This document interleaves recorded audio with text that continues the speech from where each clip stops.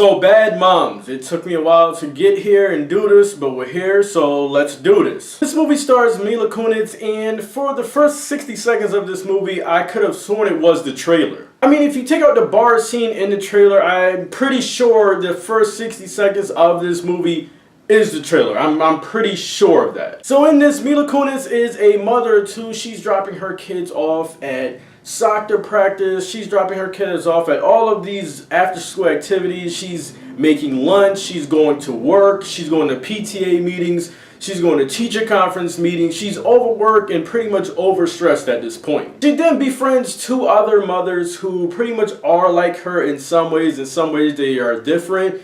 But in ways that they're similar, they're overstressed and they're overworked. You've seen this all before in comedies where there are a trio of main characters and you have the one that's kind of like a pushover, who in this movie is Kristen Bell. You see the one that's pretty much like the main. She's pretty much like in between of crazy and a pushover. That is Mila Kunis. And then you have the over-the-top crazy one, who is Catherine Hahn. The stuff in this movie is so over-the-top and crazy that the movie doesn't make sense at times, because it wants to be so wild, it wants to be so out there, it wants to be so crazy that it totally gets away from any type of logic or just making sense in a whole. Even if you were to suspend disbelief, this movie makes you go beyond suspending disbelief because it wants to be out there and crazy. As I said, Catherine Hahn, she is the crazy one out of our three main characters. She do some crazy stuff. She says some crazy stuff. Sometimes the jokes does not work for her, and sometimes the jokes really do work for her. So she does have some great stuff in this. For me, the funniest scene in this movie is when the three of them decide to go out and get laid.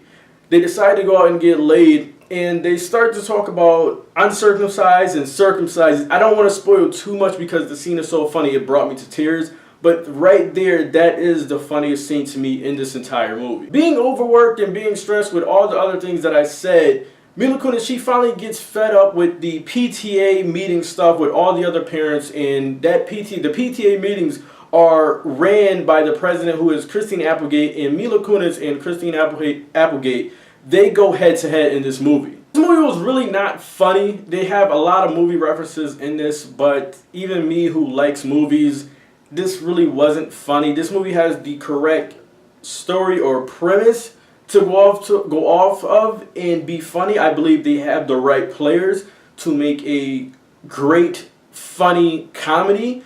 But a lot of the jokes just does not work in this. Pinkett did not need to be in this movie. For such a big name, she did not need to be in this. She did nothing. She added nothing to this movie. The movie had nothing for her to do.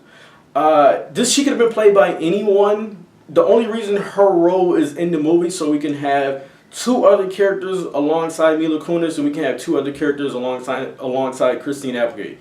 That's the only reason. So we can have 3 versus 3. The only thing is, our three main characters shine. They have stuff for them to do. Christine Applegate, she's the opposition for Mila Kunis.